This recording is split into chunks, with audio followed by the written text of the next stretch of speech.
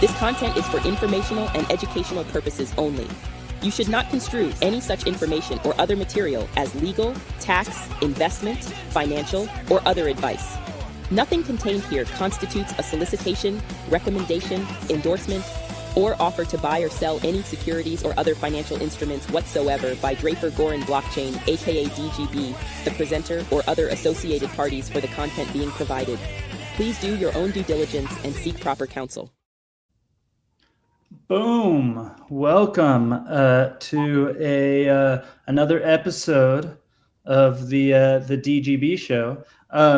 This is going to be fun. We didn't really plan on this, but I think it's going to be epic. Sorry, I'm doing the retweeting and stuff like that from my account while we're getting started and while people are rolling in. This will be fun. Oh, see, I was doing important stuff. Tweeting, boom. So we've got Zack from Coinage on here, but let me do the intro stuff. If you're an early stage startup, if you're an investor in the space, if you're interested in getting involved, go to dgb.vc. We are early stage investors in the space. We try to be the first check in to early stage founders in and around the blockchain fintech space. We had an awesome call with Zack this morning, and we said, come join us on the hang. So Zack is here from Coinage. You guys a lot of you probably know him, probably already follow him on Twitter if you're hanging with us. But Zack, say hi and give a little background on yourself and Coinage. Yeah, thank you guys so much for having me on. It's exciting to be on with you guys, and there's clearly a lot going on right now in crypto. But yeah, for background, really, basically we started the first on-chain media company, so community-owned media outlet built in crypto, not just talking the talk but walking the walk, as a community-owned outlet built as a U.S. co-op DAO. And became the first NFT project to pay distributions to our NFT holders, and we've been blowing up a little bit this week since our creator coin is now #1 on Zora. So a lot Congrats. to celebrate. Hold on, wait, I just did this earlier. My microphone already automatically does it, or my camera. There we go. Whoa. It's because I have the Apple thingy turned on. Nice. So I was complaining that somebody on an iPad got the thumbs up, 2 thumbs up does something, 1 thumb up does a thing. So I was complaining about it, and somebody's like, dude, it's just a setting. And so I turned it on, and now I always give people a thumbs up or do a peace sign, and it automatically does it. And now I'm a little bit regretting that I turned on that feature, but it's still fun.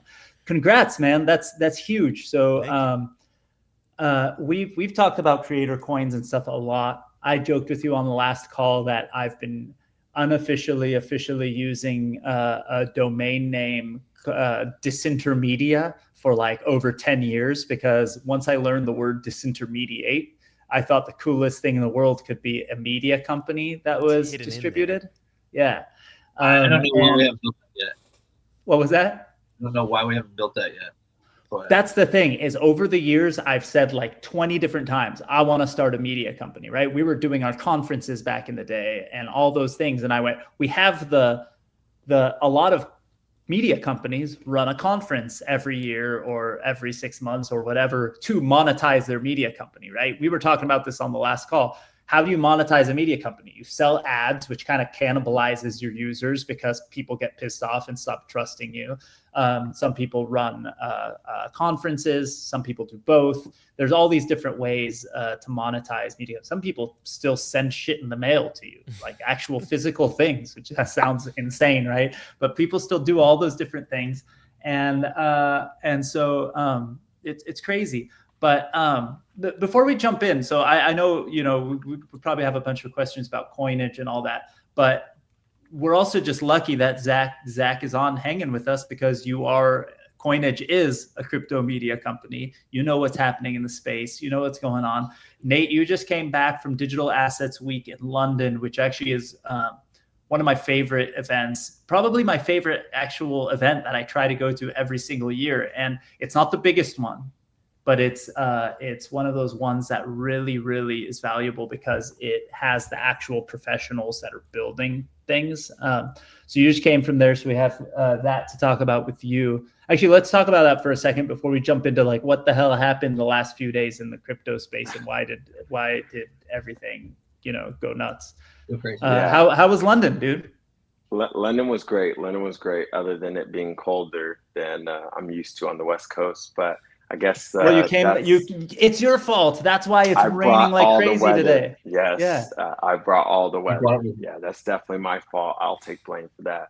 But it was great. One of the most interesting things is that because of everything on the stablecoin side, a lot of the conversations was around how other countries and other governments now are starting to go ahead and have more conversations and try and tailor some of those conversations and mirror what we're doing over here. So I heard from multiple banks, international banks, right? Bank of London, Deutsche Bank out there in Europe, a couple from Asia markets as well, where now they're starting to put their own team members into the States to figure out what we're doing over here so that they can potentially come back to them and kind of work in the same way.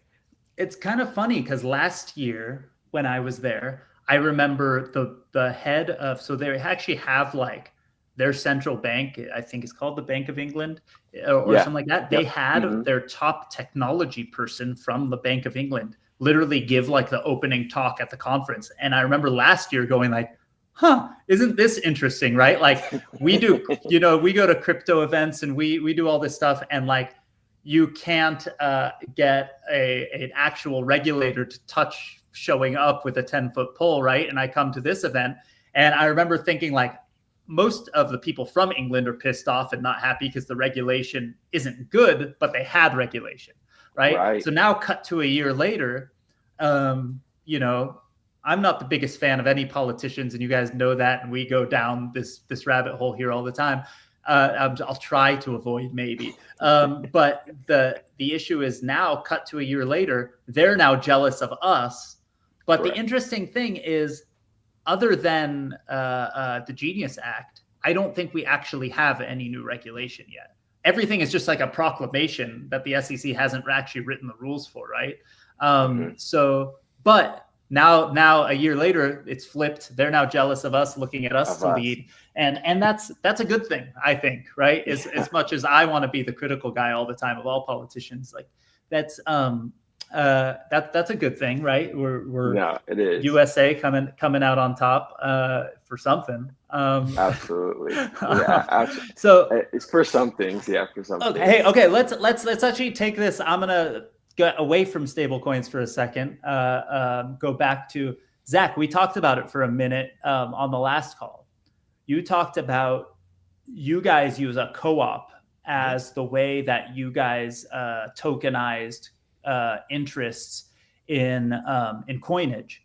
So every person who bought a piece of it on Zora, I think it is, so there's the coin on Zora, but there's also the NFTs. People who own those NFTs actually get a piece of the distributions when you do a distribution of actual profits and stuff, right? Yeah, so it's everything that Nate was just talking about. It's like there are never really rules, hard and fast rules that were ever made, right? And same thing for kind of what we saw under the Gensler era SEC. And we just went down to chat with the Crypto Task Force and Hester Peirce not too long ago with a bunch of other people who are trying to do co-ops, and the founder of Constitution DAO, who is also a Coinage NFT holder now.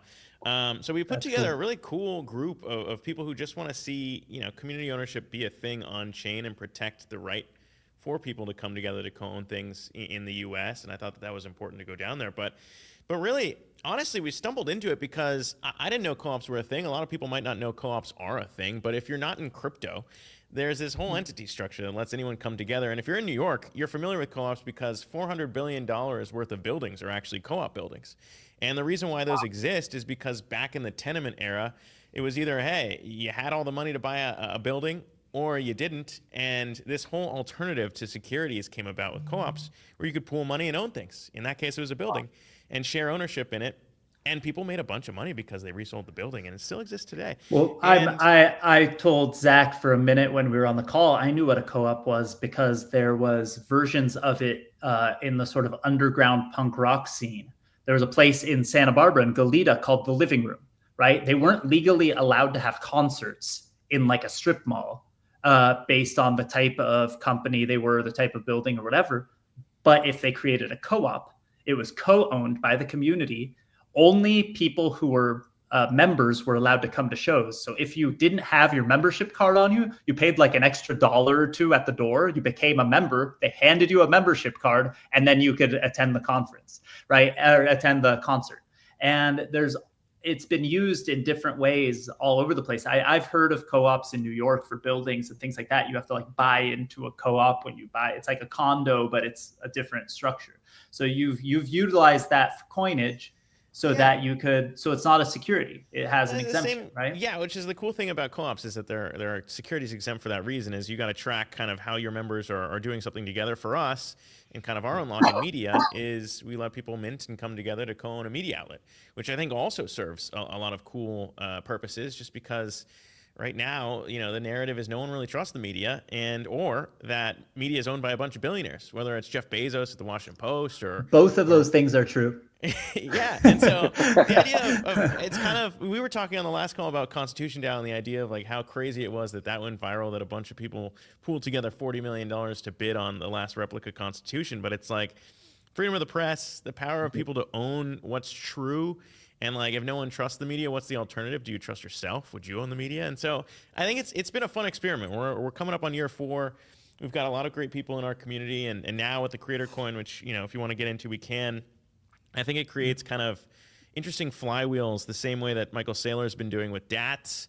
Basically, we see ourselves as a DAT for attention now as we plug our Creator Coin into the ownership piece that we've unlocked before. And it allows us to kind of create this really cool flywheel of, all right, the more you watch, the more we grow, the more we're able to potentially monetize. And I think it's cool, and co-ops enable that. I think it's rad. Like we talked about it a little bit, but there's this movement, right? We talked about it with Zoop. We have a company, Zoop, that's like a concierge crowdfunding platform, right? And they're focused on the traditional kind of artist-led groups, right? Like comic book publishers and things like that. And we see it every single day more and more, not just in startups, right? Where it's like 2 dudes in a garage starting a biotech company, where you used to need billions of dollars or tens or hundreds of millions of dollars worth of lab equipment to start a company. Now people can DIY it, right? You see tech startups going that way, but artists are going that way too. People who used to, the only path to having a career in their industry was getting the attention of Disney, getting their, working the ranks there and moving their way up to Pixar or to whatever, right? And now you see individual people creating shows that get picked up on traditional media or just earn them a living on YouTube, right? And I remember, here's an interesting thing from somebody who's in the crypto space. And some people love him, some people hate him, and there's a whole spectrum, right? But there's Gary Vee. I remember that guy showing up, like not physically in the office, at least when I was there, but I remember him showing up in the days of MySpace and him being laughed at by the traditional media when he said people are going to earn a living on YouTube. Just that statement made him the laughing stock of every single media company out there, right? And that dude showed up, whether you love him or not, he showed up every day and has been showing up for the last 15 years since those days, almost 20 years since those days. And he's proven it, and millions of others have proven it. And you've got that YouTube plaque behind you that, right? But yes. People, it's nice. People have made a living on the internet, and every day that goes by, the interesting bigger legacy companies are falling apart. That's the interesting thing now too, though, because when we crossed and we won this, and keep in mind, I was an anchor at Yahoo Finance, and it's kind of a dream job. I gave up because I was interviewing Shaquille O'Neal. I interviewed CEOs every day. It was a dream job. And it's crazy to think, but like this plaque means, like, sorry, over here, this plaque, like you can't buy, right? It's like something that you have to earn. It's like proof of work for the creator economy. It's like, it's exactly that. It's creators showing up every single day, whether they get clicks, whether anyone watches their videos or not. You start with 0 and you go all the way to 100K. It's a big deal. And so we were like, how do we as a community-owned outlet actually share this award with our community? So we actually tokenized it on Solana and launched that and totally retweeted it. It kind of blew up too. It was like, all right, play button. And now we burn play button every month based on how many views we get. And I think it's another cool flywheel because, like you said, Alon, it's like people thought YouTubers were crazy back then. But like, what is that going to look like now as Web3 revolutionizes content or the creator economy? I'm going to show a slide that I used to have in our deck that I only have a few images here on the side that I've kept. They're like all a bunch of silly things for the most part, but I've kept this one here. This is an interesting thing. And I'm going to preface it by, when I started a tech company, right? My first tech company about 15 or so years ago, you had to go out there and explain what kind of company you were. And a word that differentiated the company that you were was internet. Think about this. The word internet was the differentiator. I'm starting an internet company. Think about that. So I used to show this in one of our decks, like you see below all the stuff. No one starts an internet company anymore. And the reason I say that is because every single company is an internet company now. If you went to an investor and they went, "Oh, what kind of company are you starting?" You went, "Oh, I'm starting this internet company." They would go, "Okay." Like, it doesn't mean shit, because a hot dog stand is an internet company now, is more connected than most internet companies were 15 years ago. Like, so things have changed so quickly that we're now in this Web3 space. Yes, Web3 is a differentiator. Having an NFT that represents your membership is a differentiator in talking about what you're building. But you talked to me about obfuscating that for one of the media companies that you helped create. Yeah. And the reason I'm saying that is because blockchain, the word NFT, might be utilized in talking about a business, but it would be a part of the tech stack of the future. We're going to go forward. I don't know if it's 5 years from now, 15 years from now. People aren't going to be, "I'm starting a blockchain company that assists in the creation of media companies." They're just going to say, "I'm starting this new model media company, blah, blah, blah, blah, blah, whatever it is. I'm creating this infrastructure for building media companies." Because the word blockchain won't be special, because everybody will be touching it as part of their tech stack or not, but 99% of people probably will. And the reason why it's funny, the reason I brought it up is because it's inevitable, right? Like this transition is inevitable. The same way that only certain people saw that media was going to stream on the internet. Like, I don't know if you remember this, because you guys are mostly younger, but like, Rankin was there with me, right? But like, I was at IMDb, the Internet Movie Database. They launched a thing called IMDb Theaters. And that was basically on every IMDb page, there would be trailers and stuff like that. That's literally what was there at the beginning. Mm-hmm. And when they transitioned into saying that they were going to put full-length movies on there, that product eventually became Amazon Prime Video. But when they first said that they're going to have full-length movies on there, people were angry. People were pissed. Like, so on one hand, you had the super fans that were like, "This is shit. The quality sucks. My computer doesn't have awesome speakers like my home stereo system does, or whatever. And I'm not going to be able to hear and see the movie the best way possible." But the filmmakers were pissed too, because they're like, "You're going to have pixelated, crappy versions of my work of art on everybody's computers and phones." And think about what phones looked like back then, right? I think I had a BlackBerry, right? Like it's they were still flip phones. Yeah, there were the people, old Razor.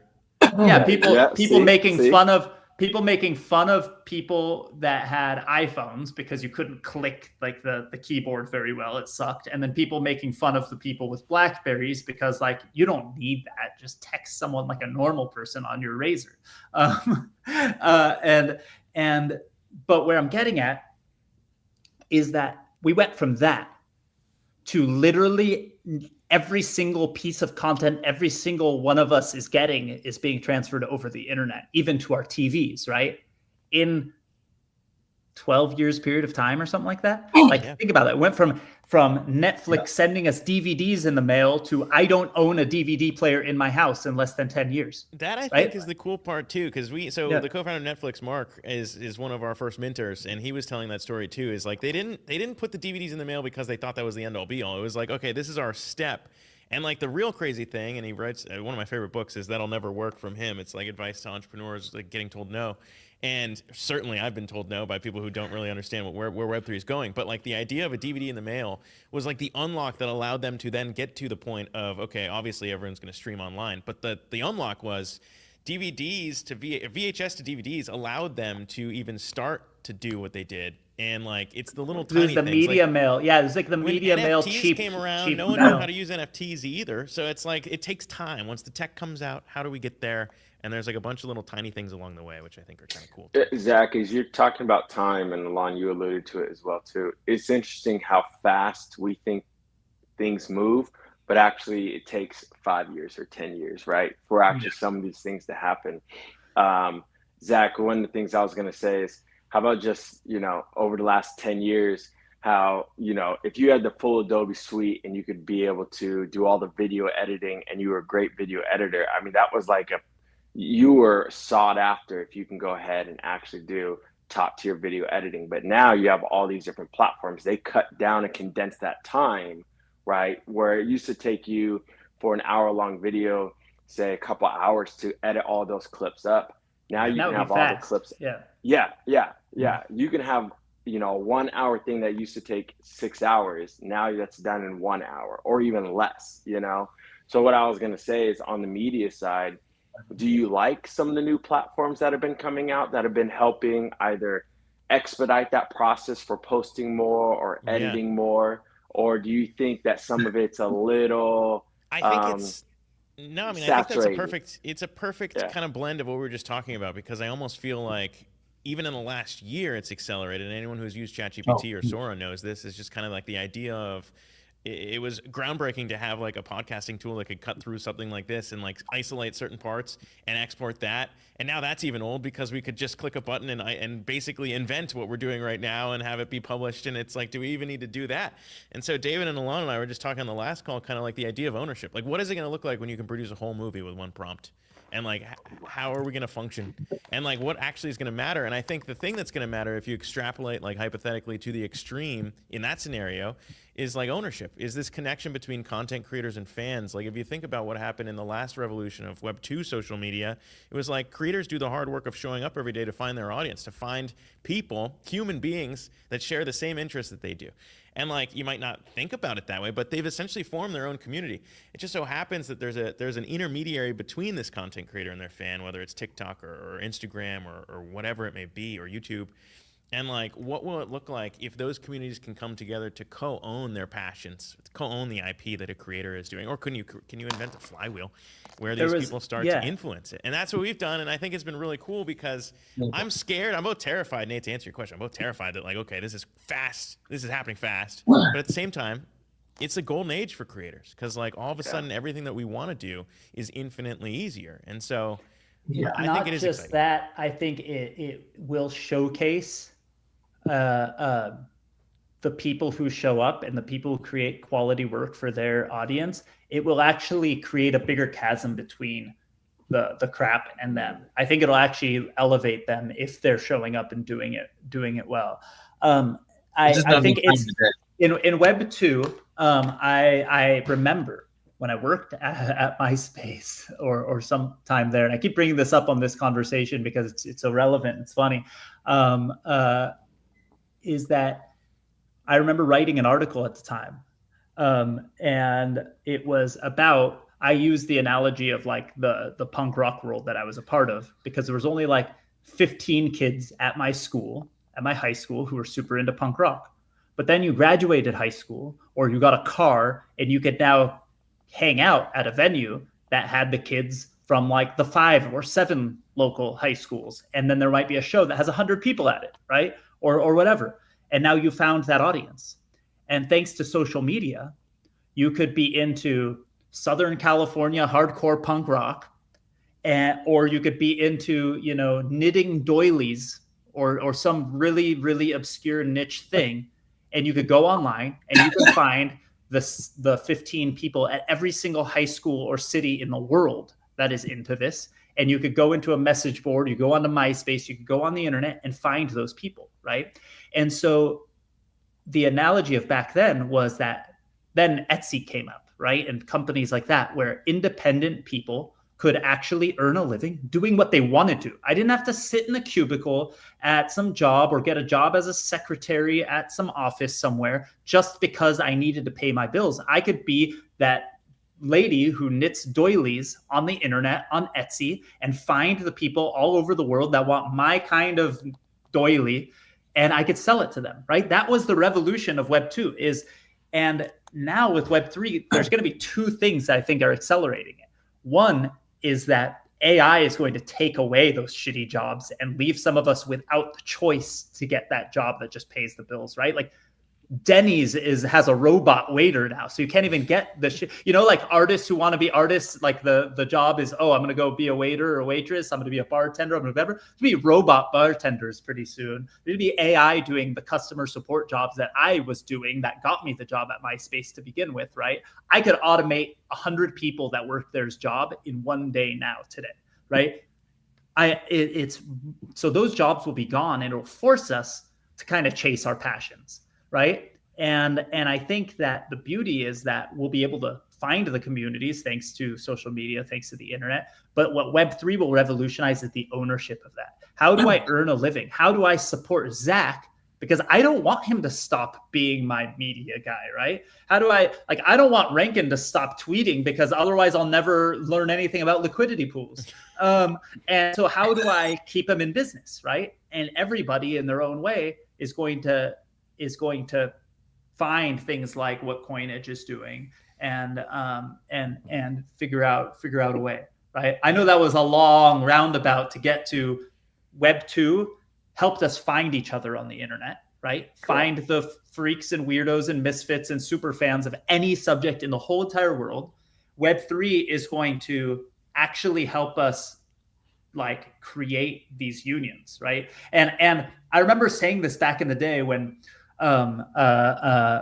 Elizabeth Warren was doing her anti-crypto army, and I've written years of op-ed pieces for the local business journals why Brad Sherman is wrong, because he's close to me. I'm not in his district, but he's in the district next door to me, right? And it bothers me because I see this guy giving awards to good people in the community for doing nice things all the time. And everybody's like, he's such a nice guy. And I'm like, this guy is trying to destroy my livelihood, right? But the crazy thing is there's nothing that is more transparent, or nothing that can be more transparent, nothing that can be more pro-union, pro-co-op, pro-community than crypto, right? And over COVID, I don't know if everyone remembers this, but we were doing Prime DAO, and I was participating in Prime DAO a lot. Remember, my son, poopoo.eth, was actually the youngest person to actually, oh, that's funny. By accident. We were talking about that earlier. My son was the youngest person to ever get a DAO vote approved, and they paid him to make NFTs and do marketing for Prime DAO. These are some of the people that are part of the original DAO. Now the same similar people are a part of things like what is happening on Zora and what's happening with Coinage, right? Like these are the most pure form of community coming together and building something from nothing and organizing. Doesn't matter what part of the world they're in, doesn't matter what government is under jurisdiction. These are human beings rallying around something they believe in together, right? And it's, I think, like the greatest argument for crypto and freedom that there is, right? You know, All right, I'll step down from the soapbox and jump back in. Let's talk about it a little more, but let's also talk about what the heck happened with crypto this week. And we didn't get into some of the big stuff at the conference in London either, Nate. I just jumped right into all good. All good. You want to go ahead and talk a little more on the crypto stuff? You want me to give a little more? I think Rankin should tell us. Rankin, what did you do? What happened? What? When? Why did everything fall apart? What did you do? Well, no. So from what I understand is over on Binance so a whole bunch of people. So USDE, which is a stablecoin from depegged over on Binance, which caused a whole bunch of mass liquidations. Apparently, somebody sold off a large amount on Binance, from what I understand, just from talking and listening to the various groups. And so there's a lot of times where people will do what's called cross collateral, right? Where they're borrowing against multiple crypto assets. And so when they do these cross collaterals, well, if you're borrowing against USDE, you don't anticipate a stable peg dropping below its peg. But when such things happen, it all of a sudden, if you're an over-leveraged person where you're taking out leverage, it all of a sudden now extends out your leverage even further, which then, if there's any downward movement, can completely liquidate you. And so what happens is, during a liquidation process, they sell off all the other assets to then cover your losses and whatnot. And so, and when you start doing that, right, if you start selling off a basket of assets, well, anybody else is collateralized against those other assets also starts to get liquidated. So you get these cascading waterfalls of liquidations across all assets. It automatically sells a bunch of assets, which lowers the price, which now if you were borrowing against those assets, you might get underwater. Exactly. It sells yours, and then it does it over and over and over again. So we had this flash crash. We saw Sui go all the way down to like 50 cents before it came back up to like $2. We saw like Atom literally went to 0 or something like that, because the thing is if there's no buyer to support those price floors, the price just falls. And even if there are a few orders, if those orders get filled and absorbed, if there's nobody else to continue to absorb it as it's liquidating, it's a true market. If there's no buyers in the market, the price is 0. And so we literally see these cascading of assets come down. Now, the thing is people aren't fast, right? And so it takes time to reevaluate. This is one of the reasons why I really like DeFi and decentralized finance, is because we already have liquidity pools, and bots automatically arbitrage all this stuff and rebalance it fairly quick in the decentralized space. And some of these centralized platforms, there aren't all these things completely balancing these out. They have their own versions of it. They do. And they're not incentivized to be quite as efficient, right? Like if there is an efficiency to be made in DeFi, someone who's down to make money is going to build a bot to make it efficient. They'll make it efficient. They'll earn the fraction of a penny per transaction, and they'll run that bot, and it will keep the whole system working better, right? Exactly. In the centralized systems, they get 100% of the revenue either way. Okay, go ahead, Seth. Well, I was teaching this last night to a guy, and he's all like, well, so how many people in your group are doing these decentralized liquidity pools, concentrated liquidity pools? I'm like, yeah, very few of them. Like it's me and probably only me. And is it like, okay, to clarify, in your group of Sacramento-based crypto nuts. Small group of people, yeah. But it's just like, most of them are Bitcoin maxis. There maybe in some stocks like MSTR and whatever. But like it provides the lubrication that the system needs. These decentralized liquidity pools, especially as we start seeing banks and stuff like that go towards creating their own stablecoins. Like, people are going to have to provide these decentralized liquidity pools to facilitate and lubricate the financial system. Otherwise, you end up having these situations where you get massive. And the problem is the depth of liquidity that matters, right? The problem is when a whale dumps a token, and if there's not enough liquidity on both the buy side and the supply side, or the depth of liquidity to balance it out, like there is in a decentralized liquidity pool, then you get these massive drawdowns, and you have to have some way to rebalance it. And so I see the decentralized system being a more healthier ecosystem, in my opinion. but it's all Just done to now. Oh, go ahead, Zach. Just to pair three of the things that we talked about, Brad, look at this trifecta here. Brad Sherman, DeFi, regulations, and the stablecoin DPEG at USDE. I mean, we at Coinage were the first ones to do the interview with Do Kwon after the Terra collapse. So that's kind of where we made our name. And we've covered obviously everything since then. That was a big one. That was a big one. That was a big one. And somehow even the liquidations on this one, I mean, $19 billion, even larger than what we saw play out in the Terra collapse. Granted, you know, that was a $40 billion collapse, so dollar for dollar, maybe not so much. But the reason I think that this is all interesting is that, like, part of the reason why the Genius Act was passed was because we saw what happened with Terra. And USDE, say what you will, it's not necessarily the same thing because it's not an algo-backed stablecoin, but it is, you know, delta-neutral strategies in terms of the basis trade backing this. I think, you know, the knock on USDE is that in times of crisis, you see spreads like this happen. And to your point, David, you can have Binance who basically, you know, didn't have very deep liquidity around USDE, and so they were quoting 63 cents, I think, is what it dipped down to. And so, yeah, that created a huge problem. But equally, by the way, just to bring up DeFi, on the Aave side, I think I saw a lot of people celebrating that, like, oh, Aave didn't run into any of this issue because it hard-coded USDE is always worth $1. Okay. And it's like, well, hold on now. If you think about what could have happened in the Terra collapse, you know, just to remember or to remind people, there was that DPEG way back when people didn't know that Jump Crypto was kind of jumping in and helping out there. It's like the idea of how you fix these things is a question of who you want to defend.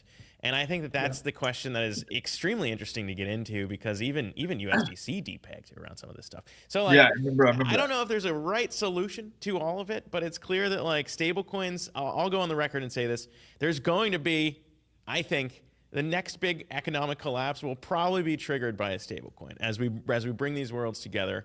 I think you the U.S. dollar. Well, I wrote something on LinkedIn. Where I think we are absolutely heading to a stablecoin economy over the next 5 to 15 years, and it's going to be to reduce inflation, one to put supply side pressure on our U.S. treasuries, right, and not only that, but it's a surveillance economy that we're heading towards of being able to track every transaction. Isn't it funny? I always think the irony in it is that people were for stablecoins before because they were against SBDCs, right? Central bank digital currencies, right? So they're against the government having their own digital currency, as if they don't right now, but let's pretend that they don't. And they're against the government being able to say, we need justification for every $500 transaction. We know exactly, you know, Nate, that you spent $87 on that haircut yesterday, or, you know, like, people are worried about the government knowing every little thing. So it's stages. They believe in stable coins and things like that instead. And now stable coins are becoming mainstream, becoming regulated, and the banks and institutions are the ones that are going to issue all the stable coins.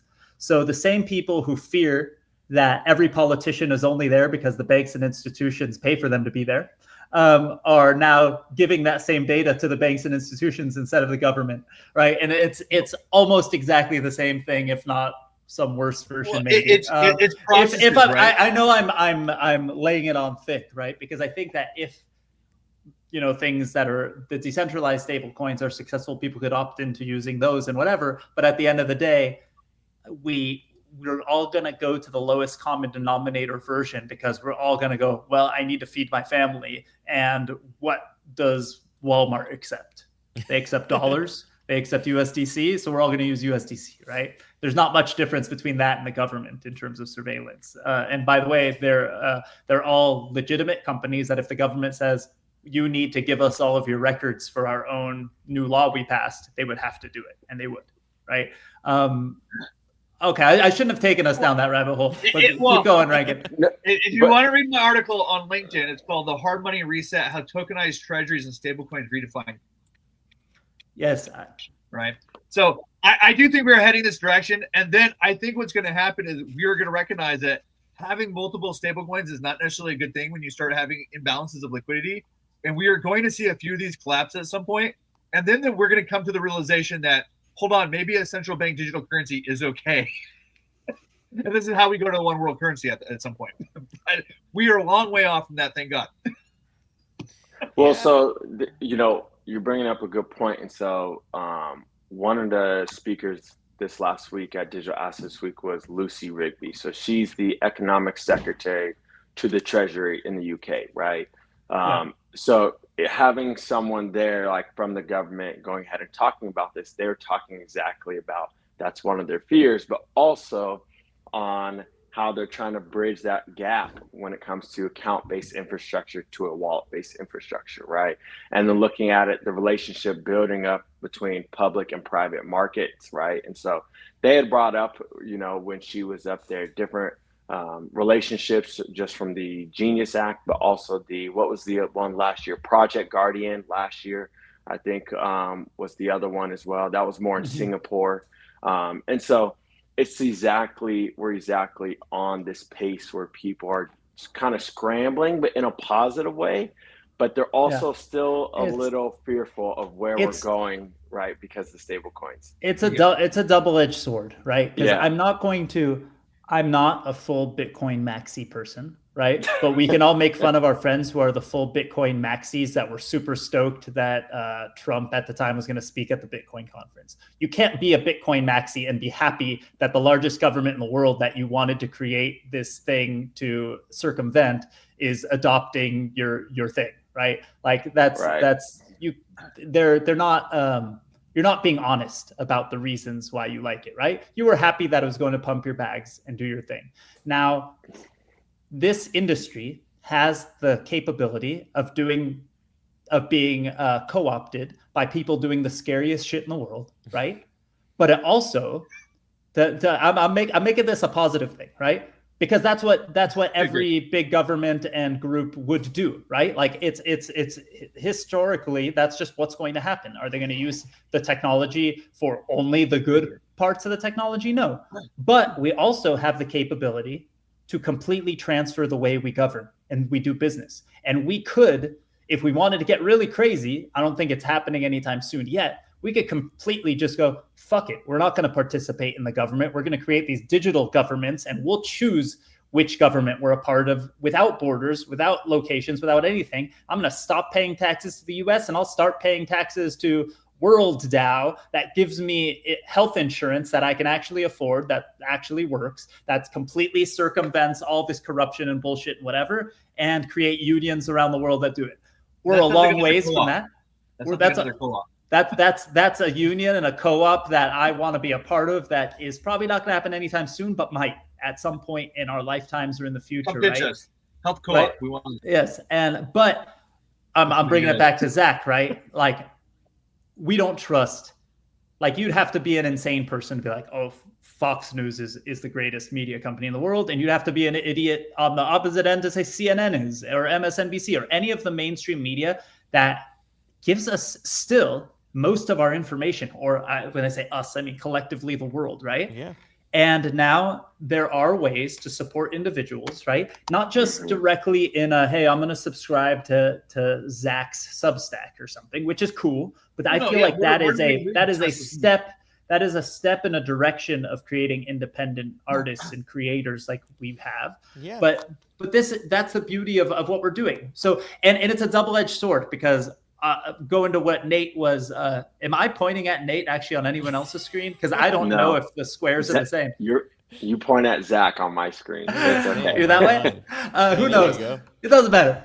Nate was hanging out in London. He's at that conference. One of the reasons I love that conference is that you guys know me, right? And obviously I'm cynical in many respects, but it's not necessarily a bad thing when you go into a room for industry and JP Morgan is there and US Bank is there and Deutsche Bank is there and the London Stock Exchange Group and the Bank of London and all these groups. Do I wish there was a utopia where all of those companies somehow burnt to the ground tomorrow and we had the perfect version of a union created on crypto where everything is transparent and wonderful and everyone gets a vote globally? Yeah, I wish that could happen, but it's not realistic. And this is a step in that direction. And I think for every, what's that quote of there's an equal and opposite reaction, right? So them joining us means more mainstream adoption, means more opportunities for groups like Coinage, in my opinion, because technology works this way. Everyone every single step in the evolution of technology, computers, email, internet. All of this happened because people adopted it at work. They got comfortable with it. And then they going, well, why don't I email with my grandma instead of sending a letter in the mail? Right. And then why don't I just Skype my grandma and see her face when I talk to her instead of just calling her over the phone? Why don't I stream that movie, right? Like all these things happen. You adopt it at work. People got BlackBerries at work and then went, oh shit, it would be cool to have email in my pocket 24/7, right? That's also a double-edged sword, but whatever. But this is what happens, right? And so now those institutions are adopting and actually utilizing this technology. And I think it could be used for negative, but for the vast majority of human beings, we're not really worried if the government is tracking and tracing each one of our things. It is a slippery slope. We got to be mindful of it. We got to be careful, but at the same time, we're okay with like certain inconveniences for certain conveniences, right? And I think we're opening the door. I think it's a bullish time. As much as I'm talking a lot of negative. No, absolutely. Zach, you had, go ahead. No, go ahead, Nate.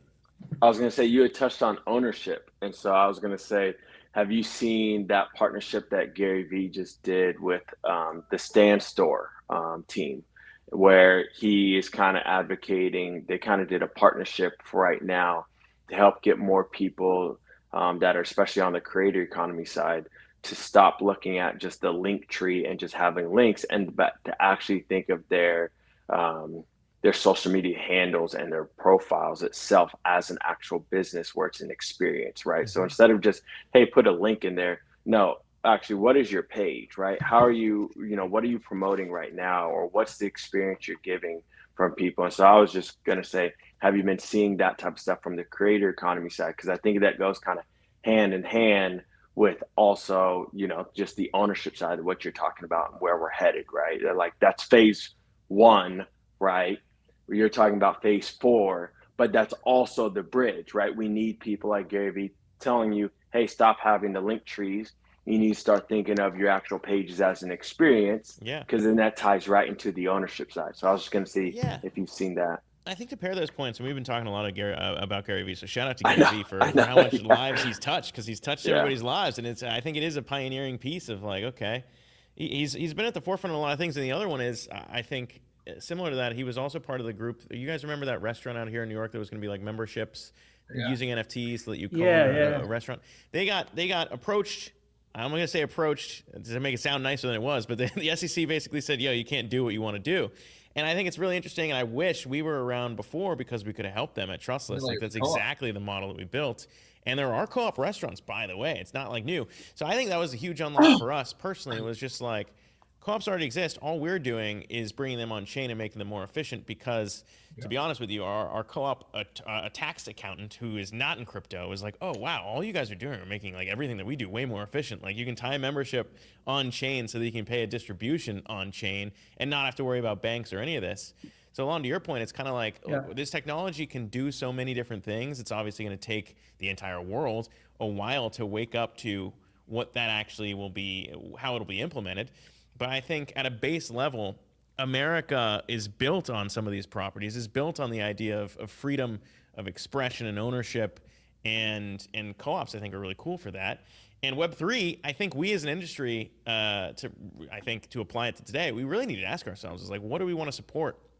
I think there's a lot of things that are happening right now. You're talking about the UK, but here in DC, there's a lot of power grabbing going on right now, and it makes me nervous having watched kind of what's happened in Wall Street and now how some of this tech gets applied. There's a lot of people boxing out and basically saying we're the only registered and legal way to do certain things. And I'm like, hold on now. If we're introducing a bunch of intermediaries back into crypto, how is this any better?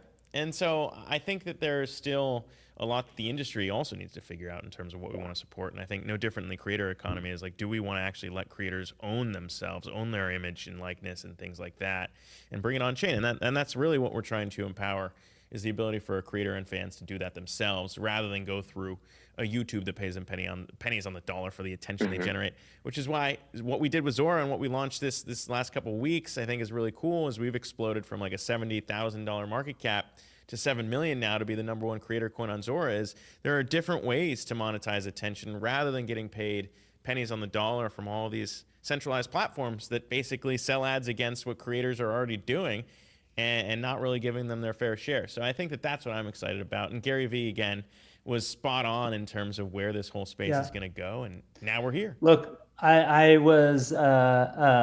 remember, right. And there was a certain level of crypto euphoria in that moment too. And it was already the end of it, but he had sold all of his NFTs and all that stuff. But I was at the first VCon. It was in Minneapolis, and I spoke at it. It was actually like a really neat trip I did, because I went to New York, did our security token summit, and hung out in New York for a few days, then went to Minneapolis and spoke at VCon. And it was in the one of the things I remember is in the Vikings arena.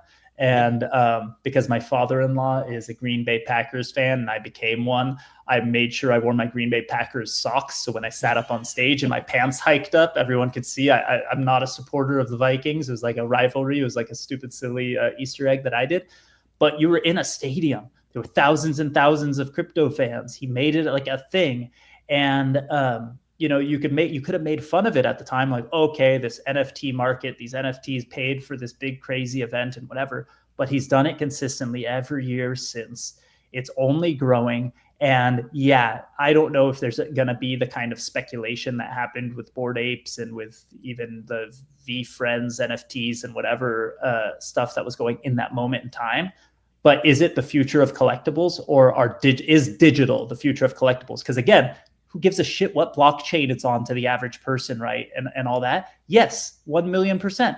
And you're completely blindfolded if you don't believe digital ownership is the future of everything, right? I talk about this all the time because I have kids that are the right age, but more kids play Roblox every week. And when I say kids, I mean more people, right? Because not only kids play Roblox every week than watch regular season NFL games.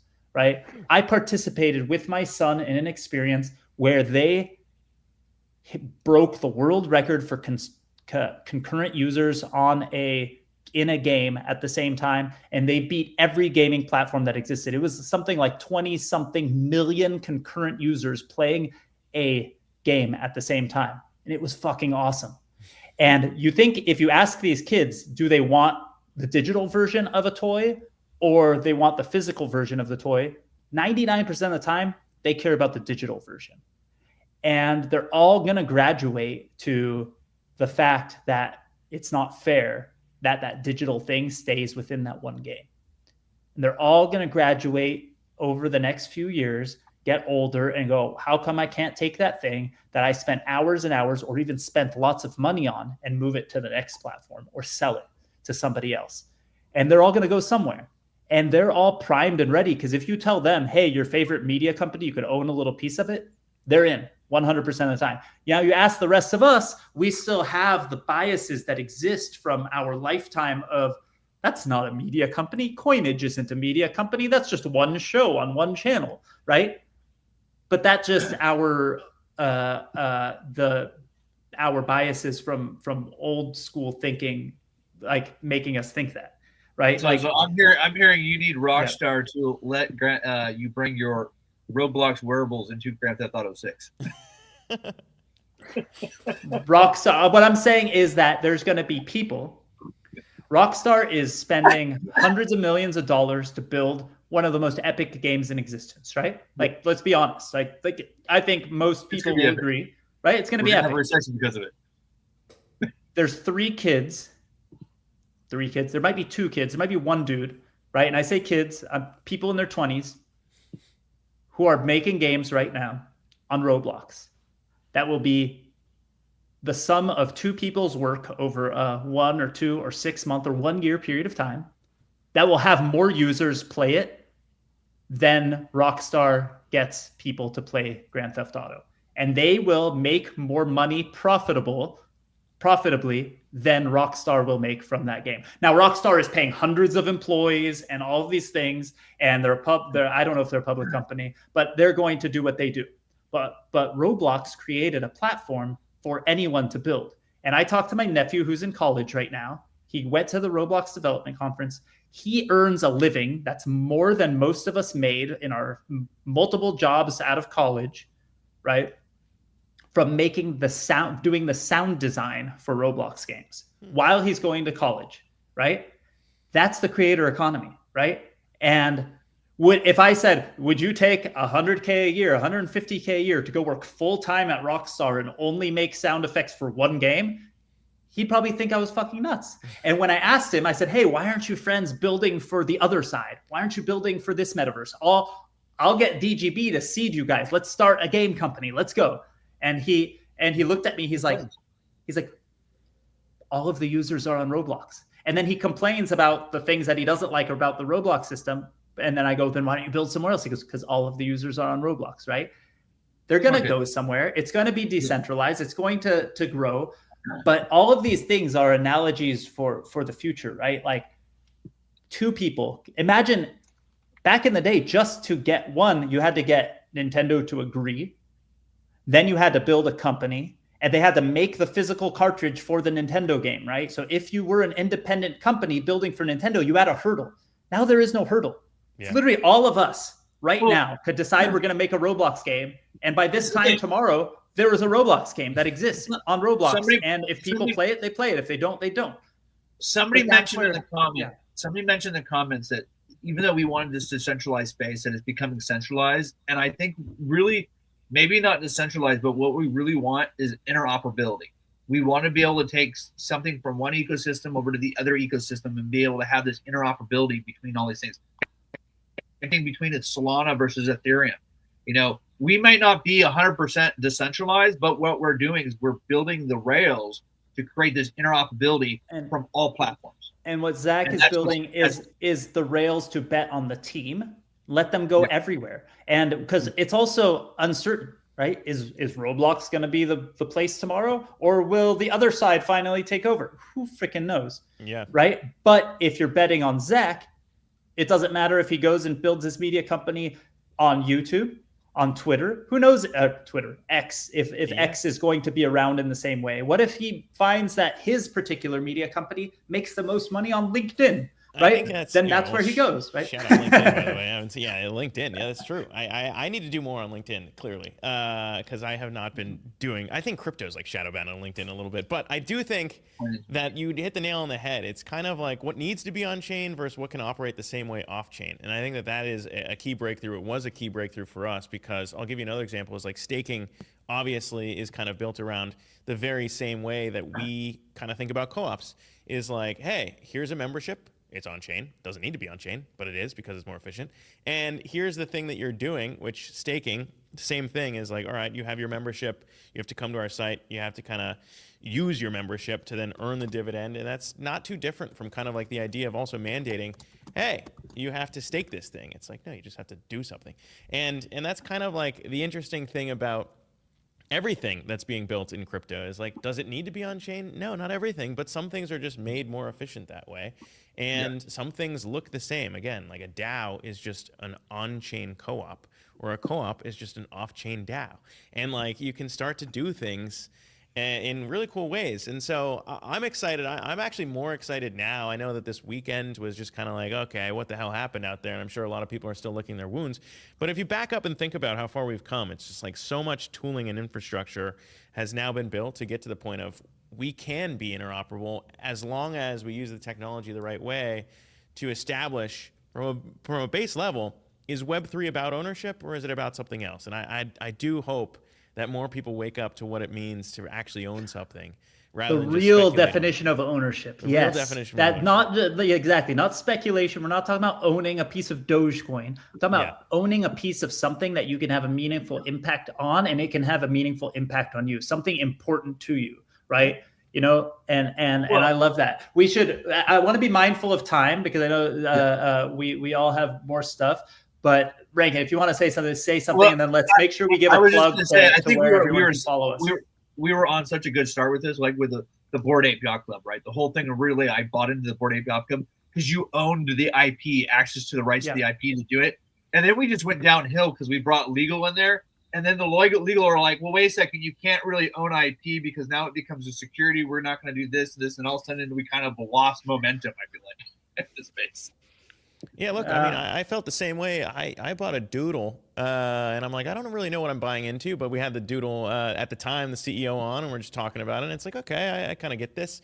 And then it's like, wait, what am I really buying into? Whereas with this, it's like, okay, buy a member. Like the really cool thing, and this has honestly been tough. Shout out Doodles. It's been tough for us to kind of like communicate to the market without running into, because when we were starting, Gary Vee was getting sued, Stoner Cats got sued, everyone got sued.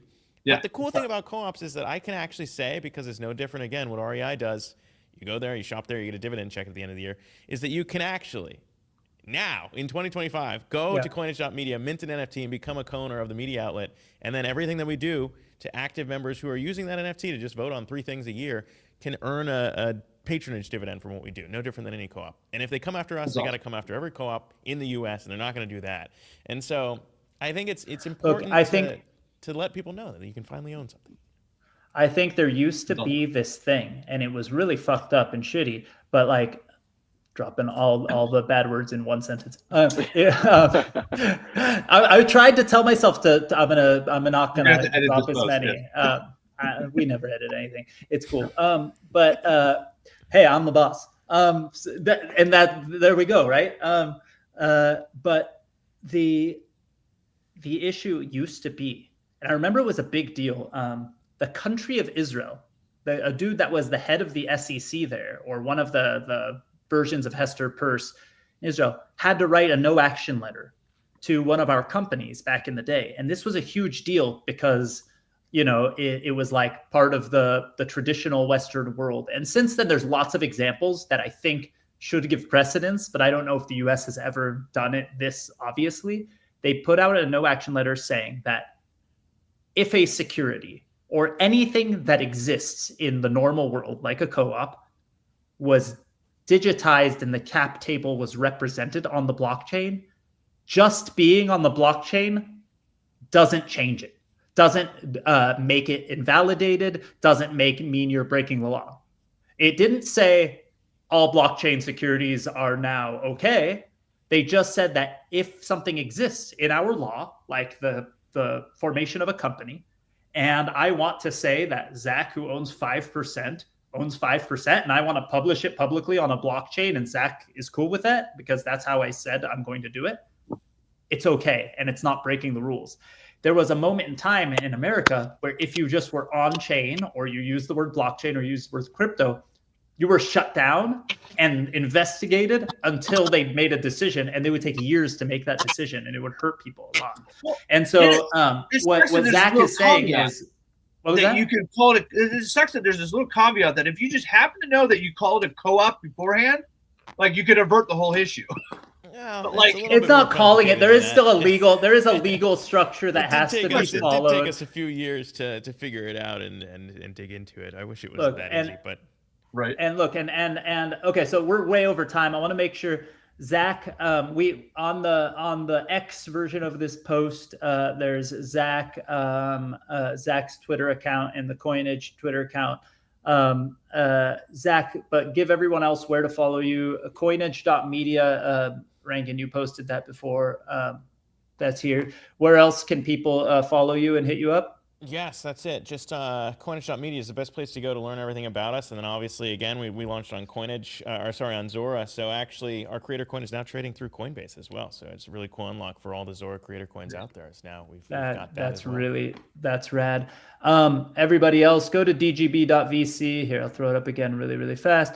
Follow us, subscribe to the newsletter. We'll hang out with Zack more often. It was the call we had before this was way long overdue, and I'm excited for what you do. Congrats on all the success so far. Yeah, you guys are killing it, and let's do it. It'd be an honor to have any of you guys involved as well. So if you want to join, now's the time. Alpha League.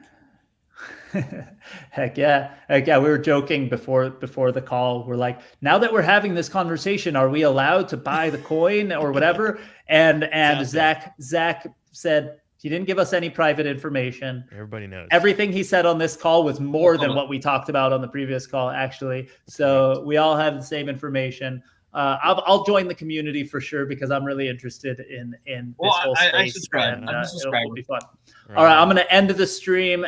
Thanks everyone for joining us. I really appreciate all your time. See you all next week. Peace. Thanks, guys. Thanks, dude.